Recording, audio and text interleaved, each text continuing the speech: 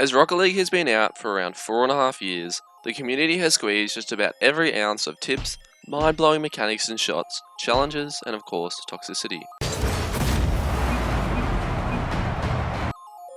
Whilst there are so many guides covering every aspect of Rocket League, we continue to discover new features that add to the already massive amounts of depth in this game.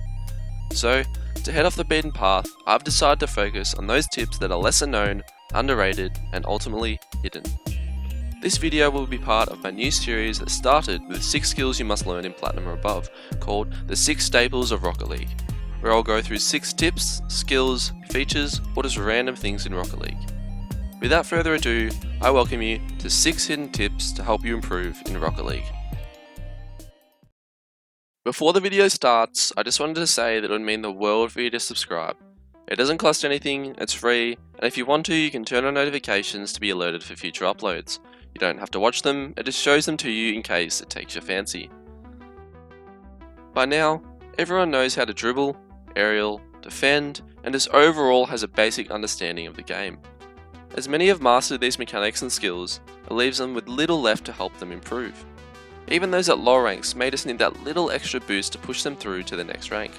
So, whilst these might not be the most obvious or groundbreaking tips, they are certainly underrated and neglected, and will improve your gameplay whether you notice it or not.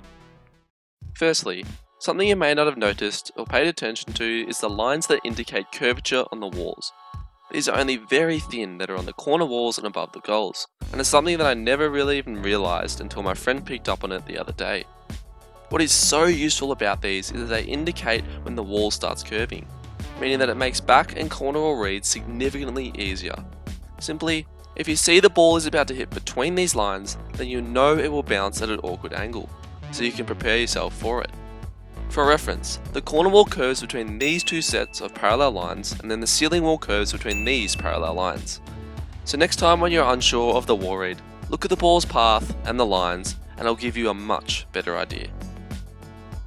Another severely underrated tip, and something I really don't see anyone talking about, is map preferences. Now, you may be thinking, Helical, how on earth do map preferences affect your gameplay if they're all exactly the same? And yes, you're right to think that, and I used to be the same, thinking the whole thing was pointless.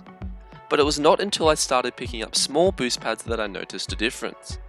On maps such as Wasteland and Farmstead, where the ground is a similar colour to the pads, it can actually be very hard to see them.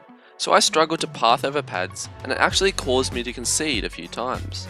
So, to avoid this problem, go onto map preferences and dislike all the maps that make camouflage the boost pads, and you will never suffer from this seemingly insignificant but brutal problem.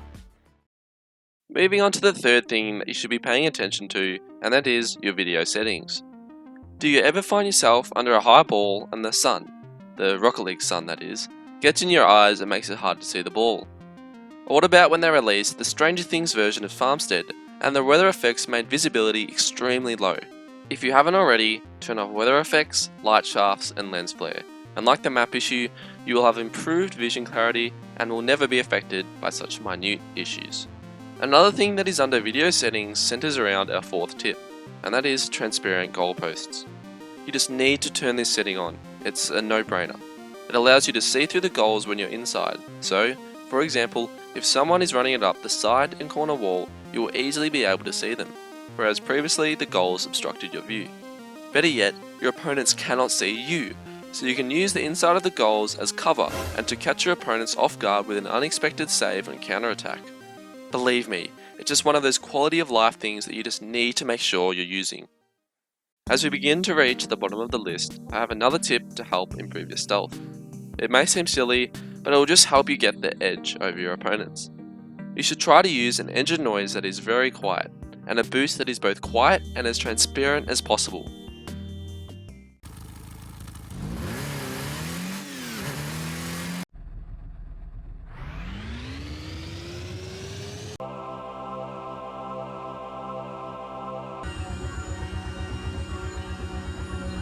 Quite often, people listen and look at you for clues as to what you're doing.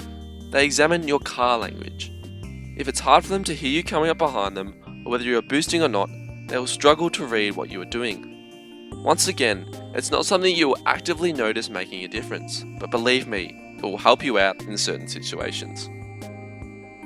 Lastly, to conclude the video, you should try to utilize a topper, more specifically the halo.